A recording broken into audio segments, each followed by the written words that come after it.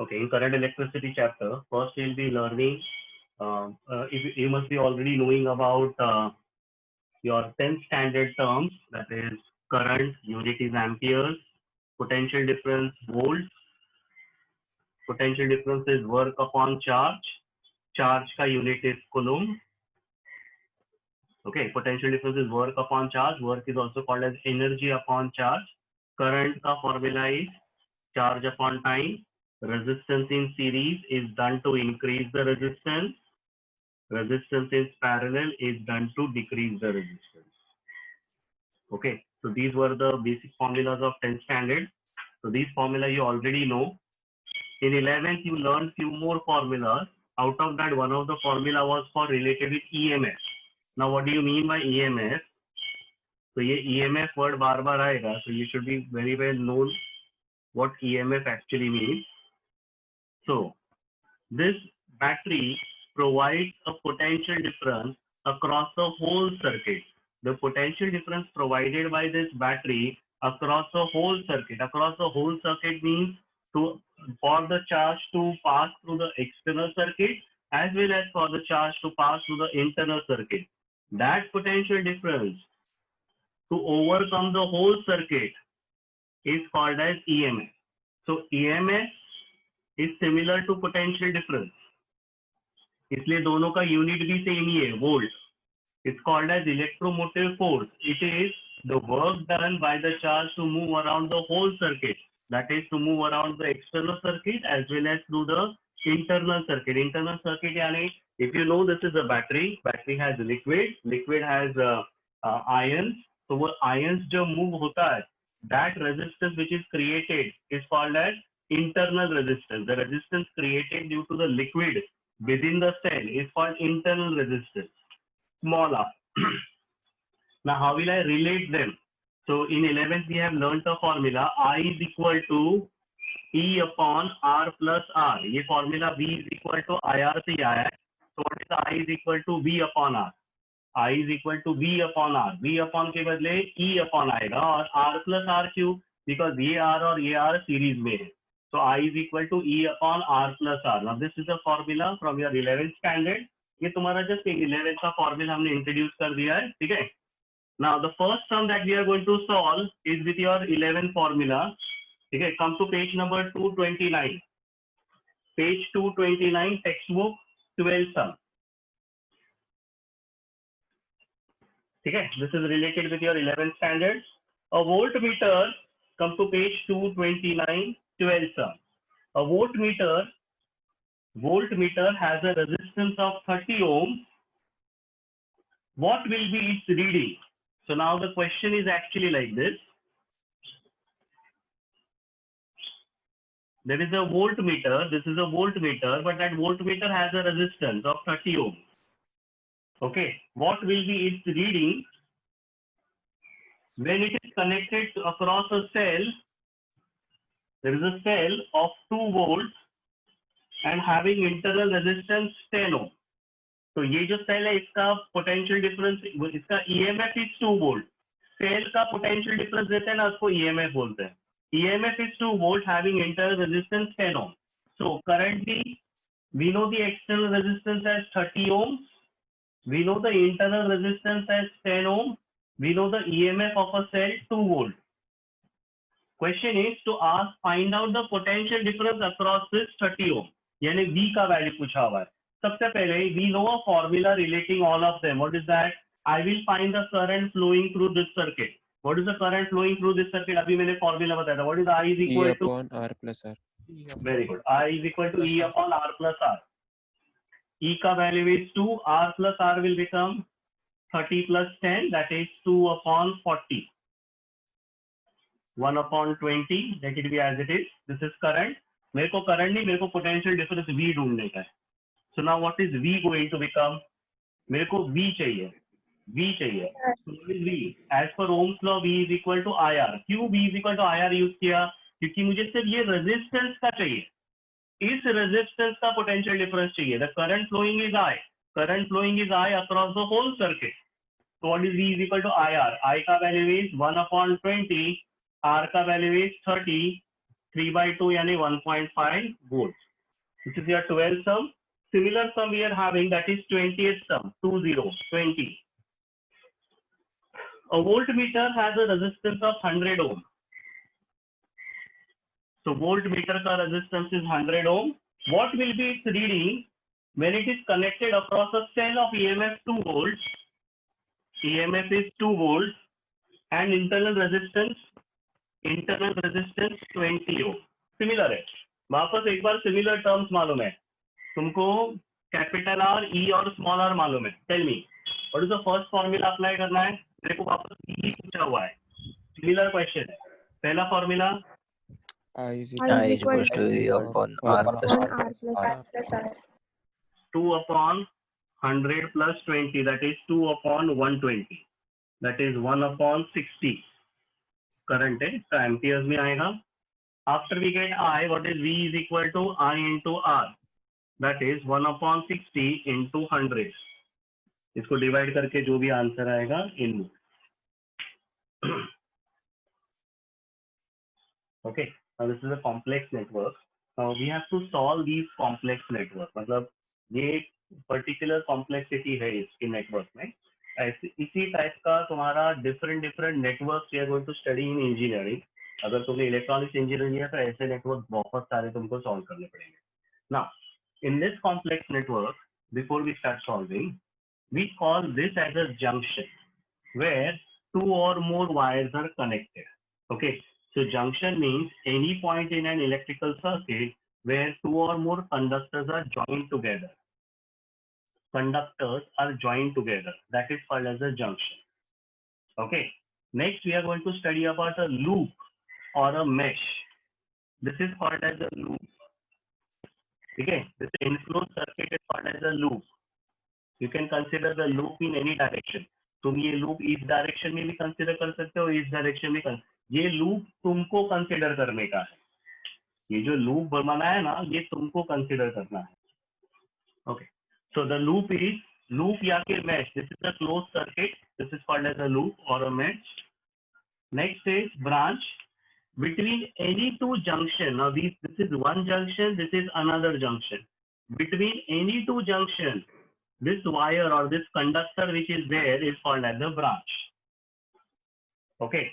So यहाँ पे तीन terms पढ़े. That is junction, loop, and branch. So we are going to learn about Kirchhoff's law. Now there are two laws of Kirchhoff that we are learning. Okay, the first law of Kirchhoff is called as a junction law, current law. Okay, it states that the algebraic sum of the currents at a junction is 0. In an electrical network, algebraic sum of the current at a junction, algebraic sum of the current at a junction is 0. Means at this junction there will be some current coming inside the junction as well as there is some current that is flowing out of the junction. तो अपने को ये junction पे ही ध्यान देने का है. समझो ये करंट I1 है, ये करंट I2 है, ये करंट I3 है. So the first law, Kirchhoff's first law states that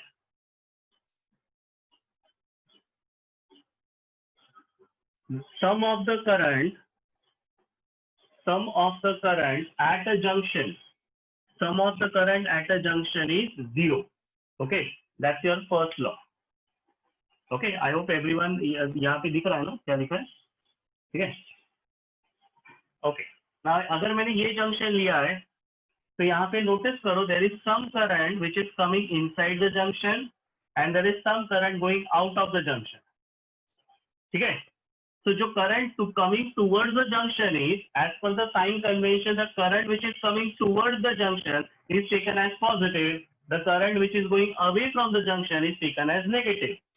We have to write that the sum of the current is 0. Yani, what will be my equation? The current coming towards the junction is I1, which is positive, I2, which is positive because both are coming towards the junction. And there is one current going away from the junction, yani I3, that is taken negative. Why this is taken negative? Because it is going away from the junction. some of the current going towards the junction and the current going away from the junction, this summation is 0. Okay, this is called as the first Kirchhoff's first law, which is also called current law. Okay, the method is sum of the current towards the junction, sum of all the current in the junction is 0, summation. Uska pura summation 0 hai. Okay, this is one of the easiest law. This law also depends on law of conservation of charge. What is law of conservation of charge? What do you mean by the conservation word? The charge remains same. तो तुम खुद ही define कर सकते हो, law of conservation of charge. ठीक है, the amount of charge coming in the junction is equal to the amount of charge going outside the junction. है ना, वो करंट में भी हमने वही कॉन्सेप्ट पढ़ा था. ठीक है, current is what, charge upon time. ठीक है, so that is law of conservation of charge. It depends on that law. Okay, so first let's take a small sum related with this. हमारे solved example में एक question है. Please come to solved example. कौन से page पे है? That is page number 215. Page 215.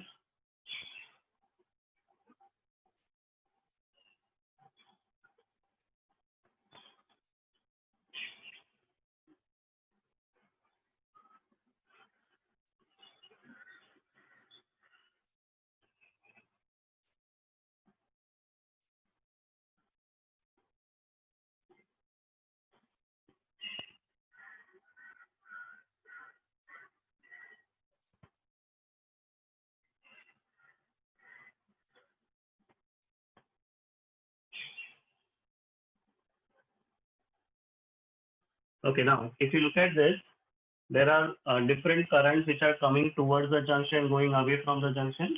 Okay, so we'll be applying Kirchhoff's first law over here. Now Kirchhoff's first law कैसे apply करते हैं ध्यान देना. Sum of all the currents is 0 and sign convention क्या है, towards the junction जो आ रहा है positive, away from junction जा रहा है negative. अब मैं इसी को एक और एक तरीके से लिख रहा हूँ.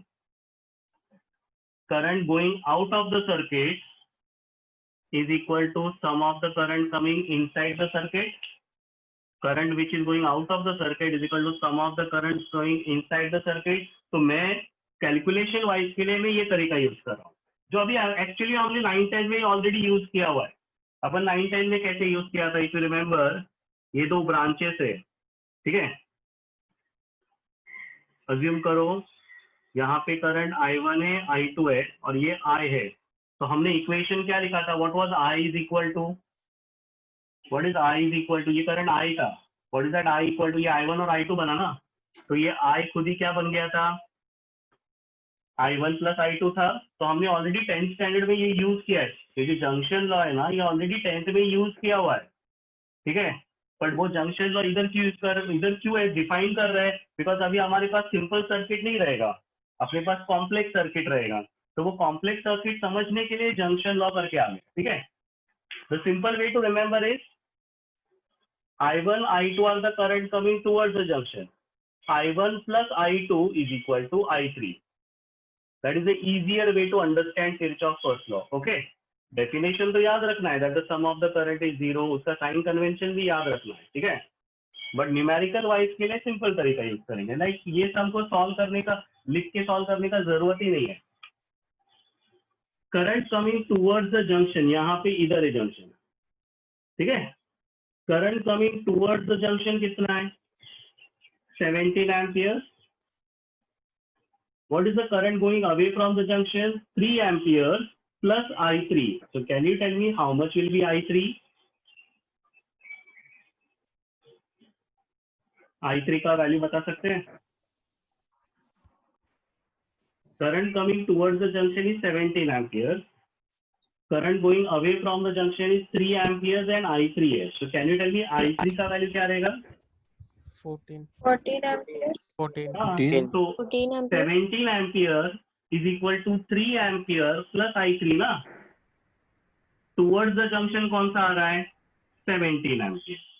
Away from the junction कौन सा जा रहा है, 3 amperes and I3. So can you tell me what is I3 equal to 17 minus 3 यानी 14 amperes. तो I3 का वैल्यू मिल गया. What is I3? 14 एम्पियर। अब ये I3 14 एम्पियर है।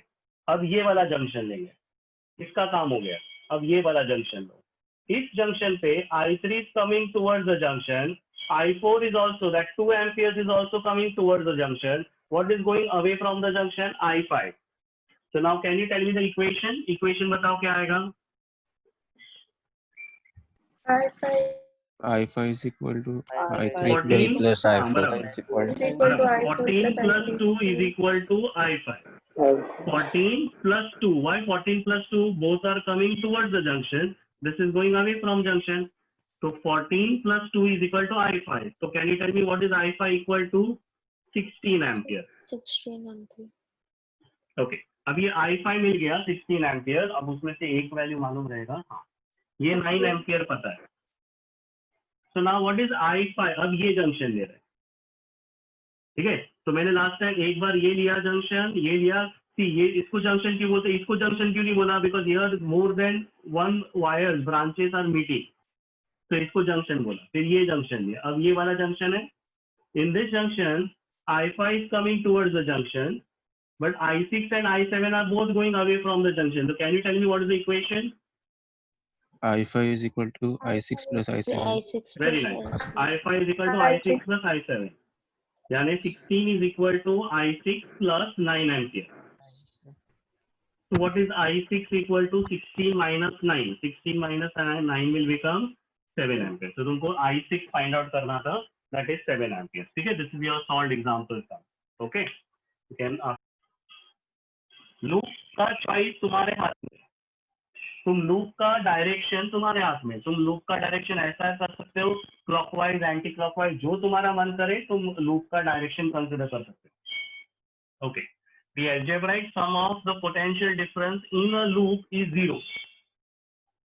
Now what do you mean by that? यहाँ पे potential difference क्या क्या है? इधर एक potential difference है I1 R1. What is potential difference equal to as per Ohm's law? IR. So what is the potential difference over here? I into R. What is the potential difference over here? I into R.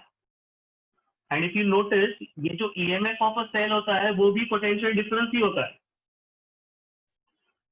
The EMF of a cell is also called as potential difference. When I am considering this loop, तो इधर के सब potential difference आएंगे, इधर का नहीं आएगा। तो ये और ये कंसिडर नहीं होएगा। इट डिपेंड्स तुमने लूप क्या लिया है। तुम इसको लूप ले सकते हो, तुम इसको लूप ले सकते हो, तुम इसको भी लूप कंसिडर कर सकते हो। This is also close loop, पर कभी ये नहीं आएगा, ठीक है। तो the choice of loop is always with you. Which loop can you consider? This is one loop, another loop, this is third loop. Okay, so what is the Kirchhoff's second voltage law state? The algebraic sum of potential difference in a electric circuit in a closed loop is 0. तो यहाँ पे algebraic sum of potential difference क्या क्या है? This is algebraic sum of potential difference I1 R1. This is algebraic sum of potential difference I3 R2. This is also algebraic sum of potential difference. ये भी potential difference ही है, EMF of the cell. ये सब का sum total is equal to 0. So what have we learned is algebraic sum of potential difference यानी IR plus the summation of EMF is equal to 0. Is that clear? तो यहाँ पे in the Kirchhoff's second law, voltage law, what have we studied? This was current law. ये तुमने बहुत पहले कई बार apply किया है। करंट लॉ किधर यूज करने का मालूम है? जब तुम्हारा यहाँ पे अभी देखो फॉर एग्जांपल, तुमने यहाँ पे करंट I1 है, I2 है और तुमने यहाँ पे I3 लिया, तो तुमने बेवकूफी कर दिया। क्यों? क्योंकि तुमने बहुत सारे करंट कंसिडर कर दिए। अब वो जंक्शन करंट लॉ यूज करके यहाँ पे करंट को थोड़ा कम कर सकते हैं। कैसे? ये तुमको मालूम है I1 है, ये तुमको मालूम है I2 है, तो इसको I3 मत लिखो, इसको I1 प्लस I2 लिखो। तो अननेसेसरी तुम्हारे वेरिएबल्स कम हो गए ना। तुमने I1 लिया था, I2 लिया था, तुमने I3 भी लिया था, तो I3 के कारण एक वेरिएबल बढ़ गया था। तो तुमने एक वेरिएबल कम कर दिया, वहां पे करंट लॉ यूज होता है। ठीक है, करंट लॉ क्या हेल्प करेगा, तुम्हारा वेरिएबल्स कम करने के लिए हेल्प करेगा। ठीक है, बस उतना ही यूज है, इसलिए इसका यूज बहुत कम है। और ये बेसिकली तुम लोग ऐसे ही बिना लिखे यूज कर रहे हो। करंट लॉ तुम लिखते नहीं, I am applying current law over here, ठीक है, you directly use it, but the main law is this law, ये सबसे ज्यादा यूज होने वाला है। ठीक है, what is this law, the summation of algebraic sum of the potential difference in a closed circuit is 0. Okay, now इसका सबसे मेन प्रॉब्लम आता है इसका sign convention.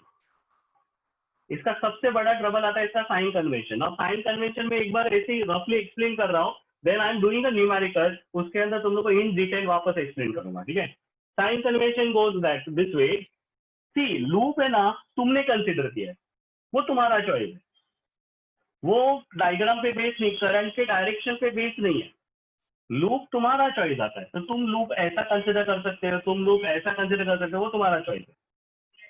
If your loop is in this direction, if the loop is in the direction of a current, if the loop is in the direction of a current, the product IR is taken negative. This is the sign convention that I am telling you.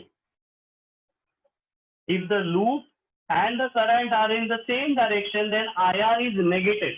ये sign convention याद रखना।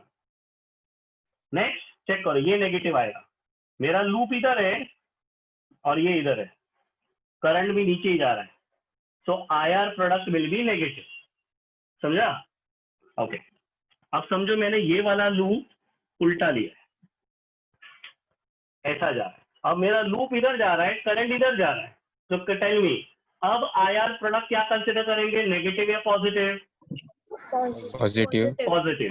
So what is the sign convention? If the loop is in the direction of a current, IR is taken as negative. If the loop is in the opposite direction of the current, IR is positive. तो कहाँ पे negative लेना है? When the same direction रहेगा, positive when it is in opposite direction. Next, EMF का direction कैसे notice करेंगे?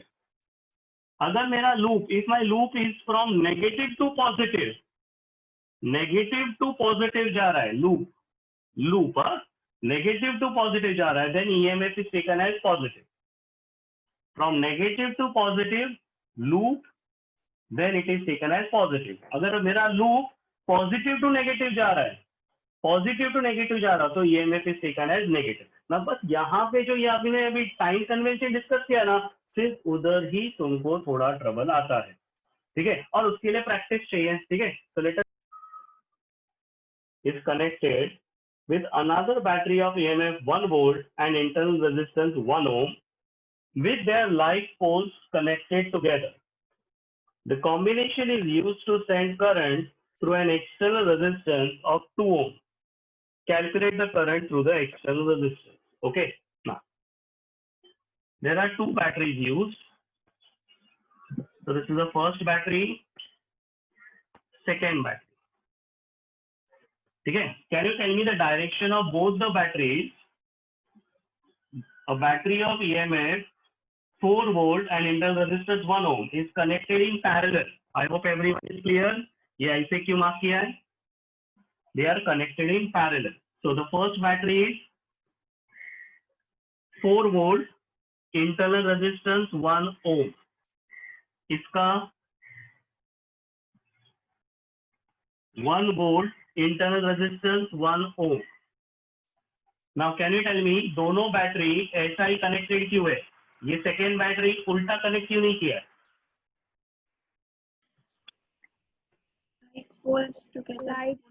Like poles are connected. Their like poles are connected together. तो ये पॉजिटिव नेगेटिव पॉजिटिव। तो ये डायग्राम तुमको खुद ही बनाने का है, और बिना डायग्राम का वो लॉ अप्लाई नहीं कर सकते, उसके लिए लूप चाहिए। Next, afterwards both this combination, the combination is used, this combination is used to send current across an external circuit. So this is your external circuit. This combination is used to send a current across the external circuit of resistance 2 ohm. ठीक है, calculate the current through this circuit. Now since ये मैंने battery इस तरह connect किया है, तो इसका करंट इधर आएगा I1, ये मैं E1 मार्क कर रहा हूं और ये मैं स्मॉल R1 मार्क कर रहा हूं. This EMF I will mark it as E2 and ये जो रेजिस्टेंस है I will mark it as R2. Please do remember, इधर रेजिस्टेंस है, इस सेल के अंदर ही रेजिस्टेंस है, that is called as internal resistance, small r represent करता है. इसका डायरेक्शन क्या रहेगा? फ्रॉम पॉजिटिव, ऐसे जाएगा ना, पॉजिटिव टू नेगेटिव, यानी इसका डायरेक्शन I2 इधर रहेगा. ठीक है. अभी तुम लोग अननोइंगली, बिना सोचे समझे इधर जंक्शन लॉ अप्लाई कर रहे हो. कैन यू टेल मी, ये I1 है, ये I2 है, तो ये क्या रहेगा? I1 plus I2 I1 plus I2. तो तुमने यहाँ पे I3 नहीं लिखा, क्यों? क्योंकि हमने जंक्शन लॉ यूज करके वेरिएबल कम कर दिया.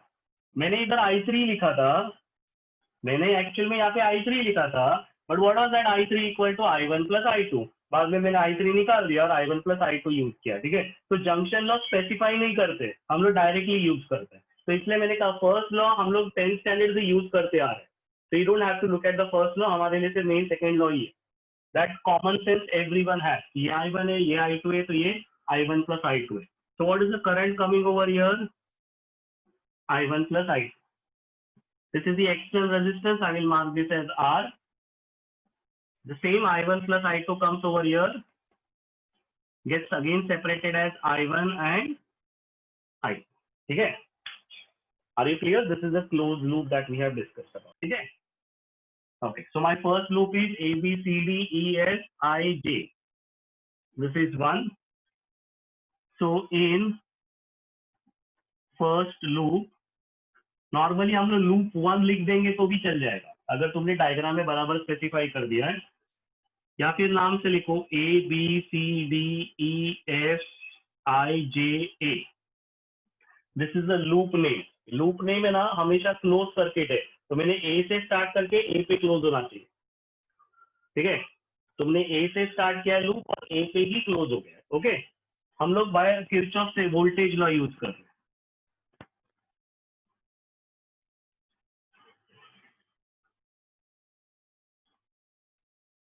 So what was Kirchhoff voltage law?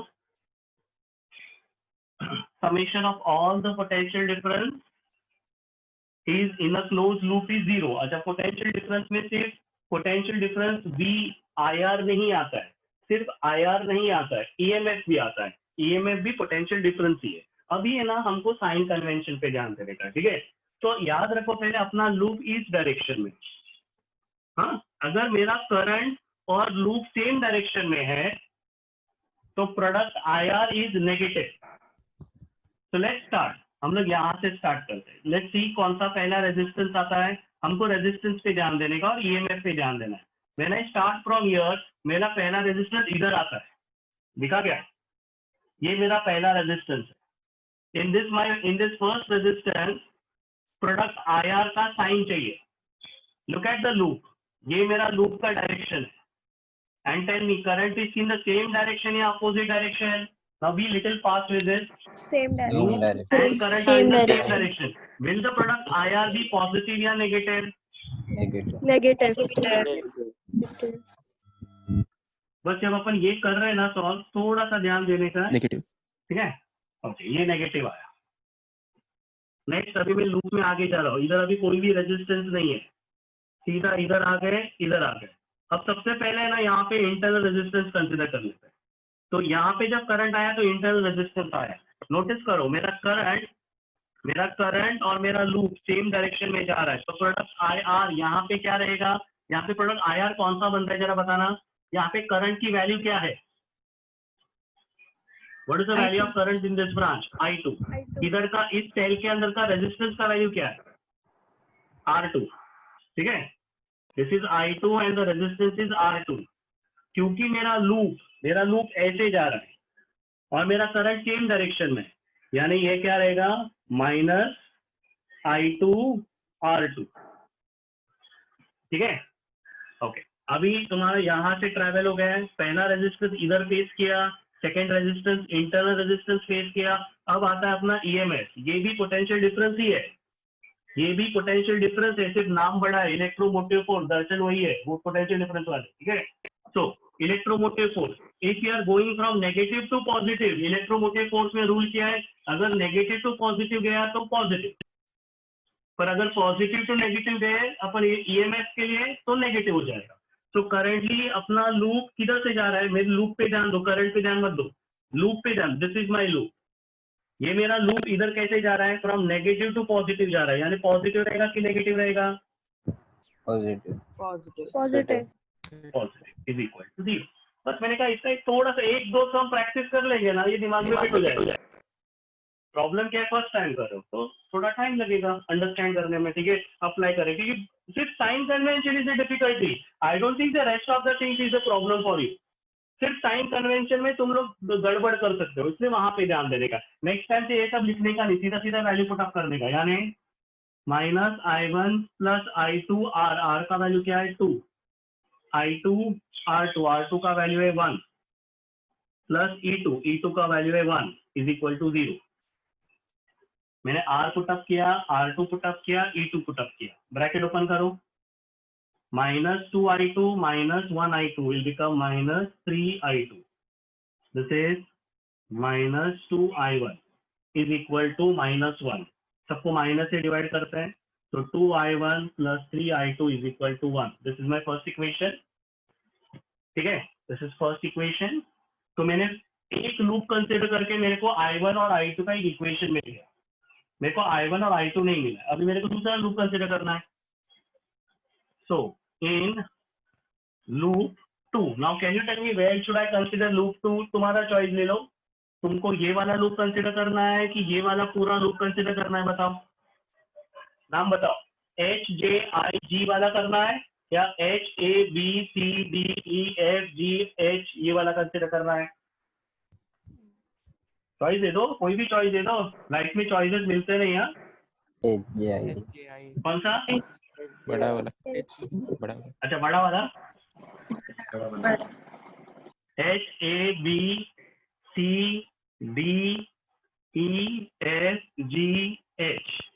H से स्टार्ट किया, उनके इधर है, ठीक है। So let's start from here, यहाँ पे सबसे पहला रेजिस्टेंस जो दिखेगा ना, उधर किरचॉफ लॉ अप्लाई करो, इधर किरचॉफ लॉ अप्लाई होगा, ठीक है। मेरा लूप ऐसा है, this is my loop, this is my second, मैंने मार्क कर दिया, ये मेरा सेकेंड लूप है, ठीक है, ये मेरे सेकेंड लूप का डायरेक्शन है, मेरा लूप और करंट सेम डायरेक्शन में है, तो बताओ कि ये IR प्रोडक्ट पॉजिटिव रहेगा कि नेगेटिव, नेगेटिव। अब मैं डायरेक्ट वैल्यूज लिख रहा हूँ, -I1 + I2 × 2, अब ज्यादा नहीं लिख रहे हैं, ये सिर्फ समझाने के लिए था, तुम डायरेक्ट वैल्यू लिख सकते हो, ठीक है।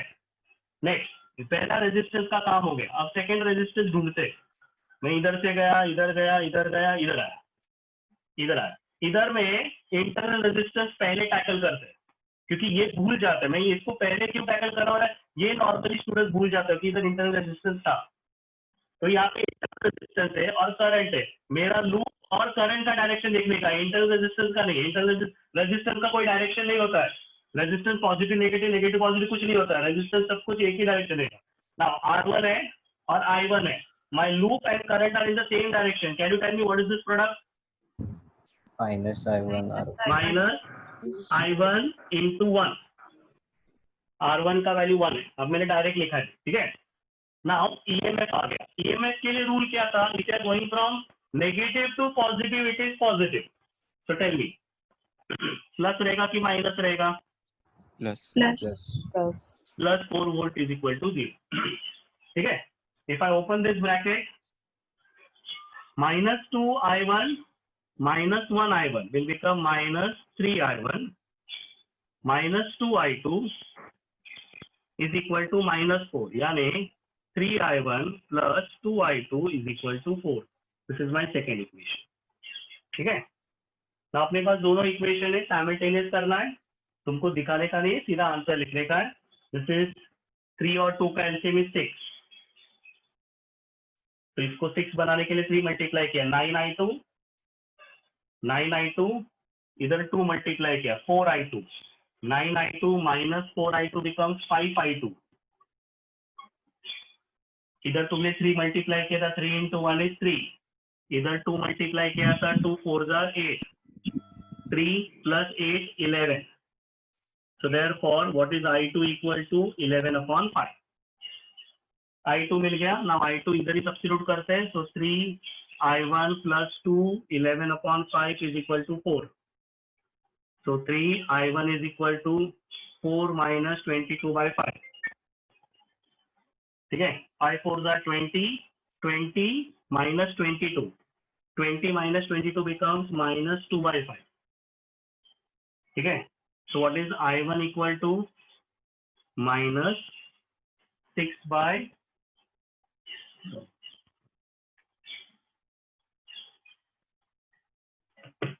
minus 2/5. 3 नीचे आएगा. Minus 2/50. फर्स्ट इक्वेशन सब्ट्रैक्ट किया ना. हाँ. I2 1 आएगा sir. Minus 3I1 becomes 6. I1 becomes 2 ampere. I1 is 2 ampere. I2 is minus 1. So what is I is equal to the current through this resistance. अपने को current through this resistance यानी I1 plus I2 चाहिए. So what is I1 plus I2? 2 minus 1 यानी कितना आएगा? 1 ampere. There are two cells of EMF 1.5 volt and 2 volts having internal resistance 1 ohm and 2 ohm are connected in parallel so as to send the current in the same direction. Okay. So let's see. Last time diagram बनाया वैसे ही. So there are two EMF. ठीक है. Now first question. ये दोनों parallel में क्यों लिखा हुआ है? क्योंकि वहां पे लिखा है parallel. Second question. इसका और इसका डायरेक्शन उल्टा क्यों नहीं है? Current same direction. Because they are producing the current in the same direction. Okay. So this is my first EMF. ये EMF का वैल्यू है 1.5 वोल्ट और इसका इंटरनल रेजिस्टेंस है 1 ohm. Second EMF is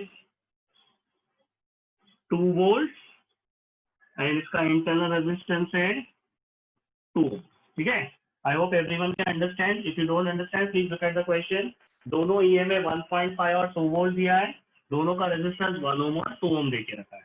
Which produce current in the same direction. Further, they are connected through an external resistance. They are producing current to an external resistance of 5 ohm. ठीक है. Find the current to the external resistance. Similar है, exactly similar question है ये. ठीक है. अभी है ना, मैंने नोटिस करना इसके अंदर वेरिएबल्स कम लिखे.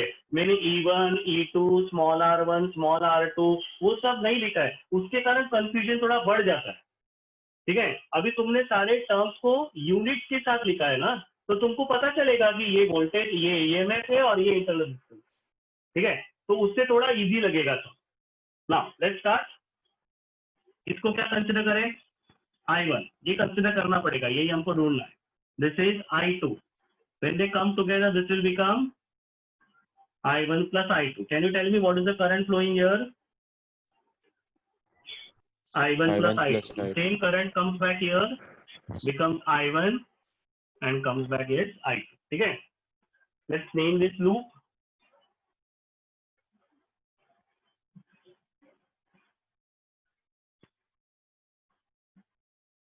ठीक है. मैंने नेम किया हुआ है. Let's take up the first loop.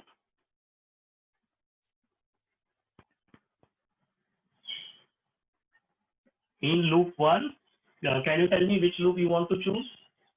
कौन सा वाला loop choose करते हैं? Let's consider this loop first. This time हम लोग last time ये loop consider नहीं किया था.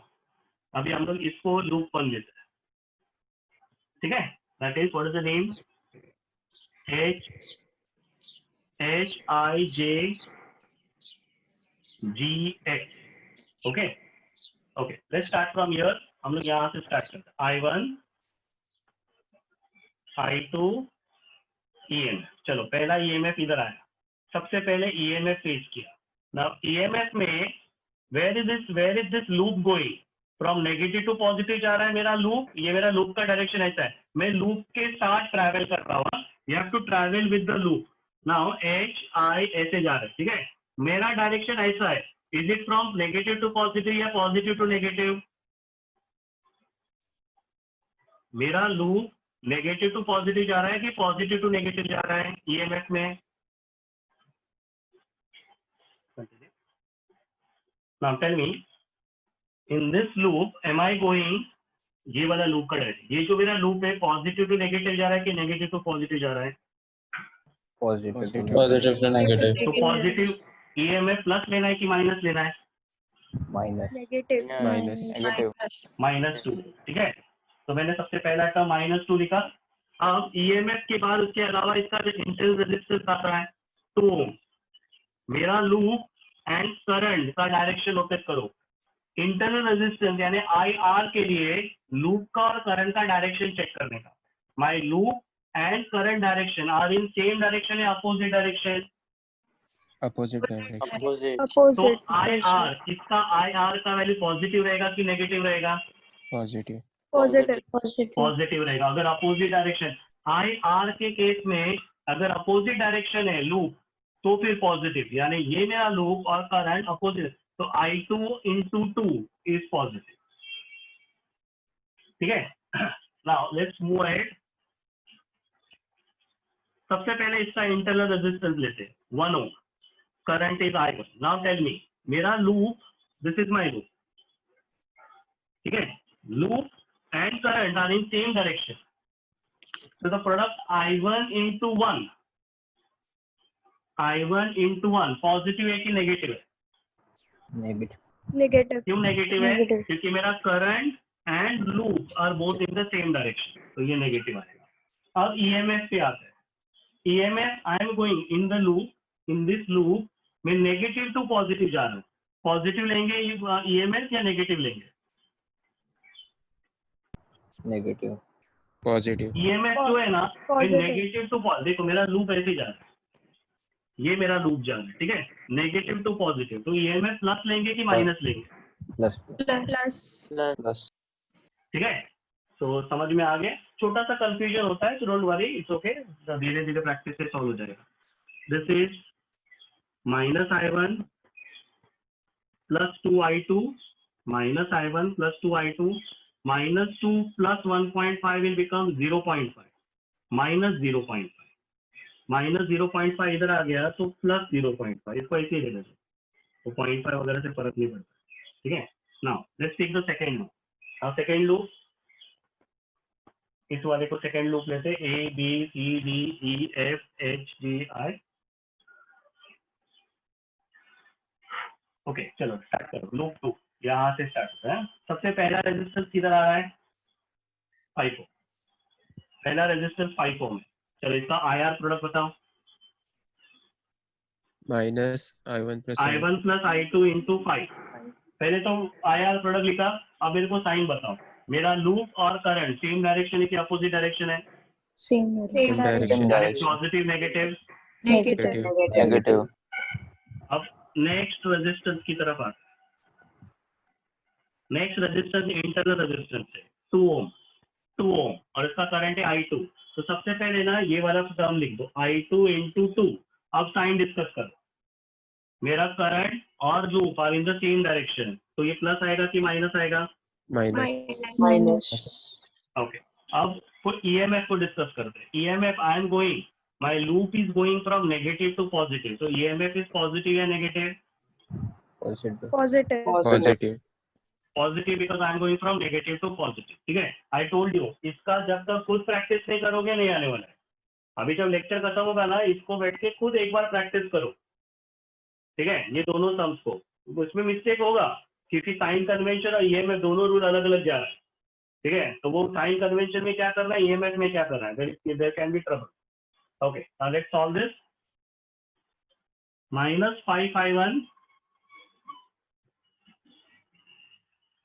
-5I2 -2I2 -7I2 is -2। Minus से डिवाइड किया तो 5I1 + 7I2 is 2। Now this is my second equation. अब दोनों इक्वेशन को साइमल्टेनियस करना है। ओके, अभी मेरे को दोनों इक्वेशन को साइमल्टेनियस करना है। तो if I multiply by 2 and subtract, इसको 2 से मल्टीप्लाई करके सबट्रैक्ट करें तो ये कैंसिल हो जाएगा। तो -I1 minus 10I1 will become sir 7 गायब कर सर दिया।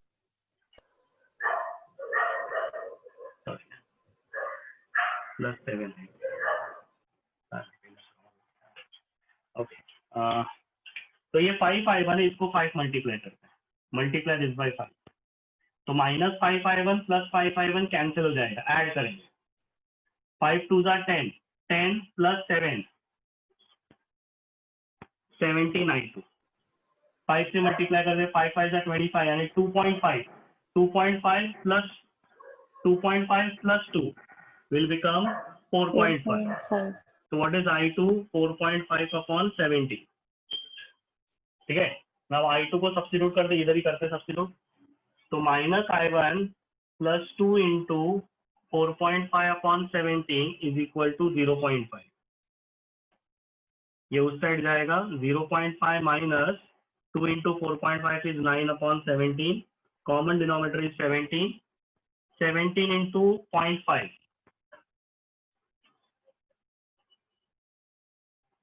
8.5 minus 9 will become -0.5. Here minus I1.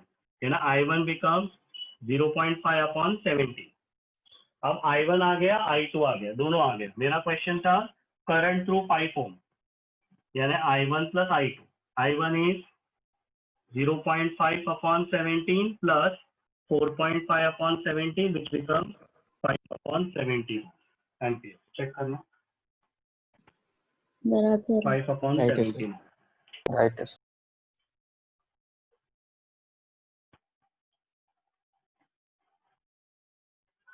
Target में क्वेश्चन में गड़बड़ था, आई पूछा ही नहीं था तुमको, ठीक है, पर अभी तुमको ये मेथड तो समझ में आ गया कैसे क्या करना है, ठीक है। एक सबसे पहले these two becomes, मेरे को इक्वल रेजिस्टेंस चाहिए बिटवीन ए एंड बी, मतलब इस एंड से लेके इस एंड तक का पूरा रेजिस्टेंस चाहिए, यानी पूरे इस रेजिस्टेंस को सॉल्व करना है। तो ये मेरा हो गया 20 ओम, ये मेरा हो गया 20, ठीक है। अब ये 20 ओम, ये 20 ओम है, ठीक है। फर्दर यहाँ पर अपने को फाइंड आउट क्या करना था, I1 ढूंढा, यार ढूंढा ही नहीं, यहाँ पे R आएगा नहीं। अच्छा ठीक है, ठीक है, अपने I तो ढूंढ लिया था, what was I equal to 5/7 ampere. अपने को I का वैल्यू, करंट का वैल्यू I जो प्रोड्यूस किया था दैट वाज हाउ मच, 5/7। मेरे को पूछा इसका इक्विवेलेंट रेजिस्टेंस ढूंढो ना, EMF और I दोनों मालूम है, तो what is E is equal to I into R, E is equal to I into R।